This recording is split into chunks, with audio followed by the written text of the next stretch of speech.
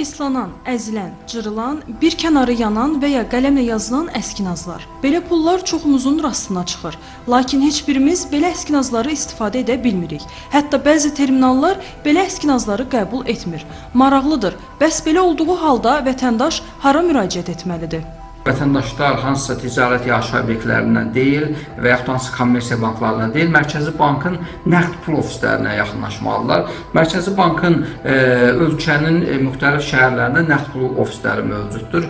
Bakıda, Naxçıvanda, Yevlaxda, Gəncədə və Biləsuvarda bu cür ofislər fəaliyyət göstərir və iş qrafikinə uyğun olaraq vətəndaşlar yararsız pullarını həmin ofislərə yaxınlaşaraq dəyişdirə bilərlər. Qeyd edək ki, bu proses Azərbaycan Respublikasının Mərkəzi Bank haqqında qanunun 40-cı maddəsinə uyğun olaraq həyata keçirilir. Maraqlıdır, bəs sözü gedən əskinazlar hansı hallarda və necə dəyişdirilir? Milli kağız pul nişanları iki halda dəyişdirilir.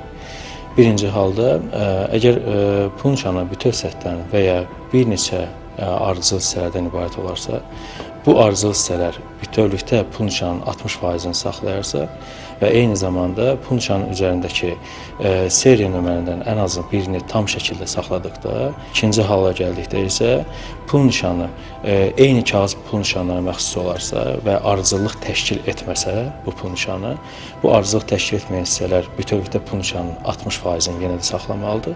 Burada da bir məqam var ki, belə olan halda pul nişanının iki seriya nömrəsi də tam şəkildə saxlanılmalıdır ki, belə pul nişanının nominal dəyəri Mərkəzi Bank tərəfindən ödənilsin. Vətəndaşlar tərəfindən gətirilən zədələnmiş pullar ilk növbədə ekspertiz olunur.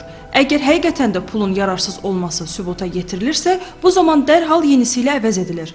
Qaydalar sadədir, xidmət isə ödənişsiz həyata keçirilir. Əgər əskinaz saxtadırsa, onun dəyəri ödənilmir və hüquq mühafizə orqanlarına məlumat verilir. Asəf Zeynallı, Sabir Şahbələdov, Əzizə Mahmudzadə, Telesəhər.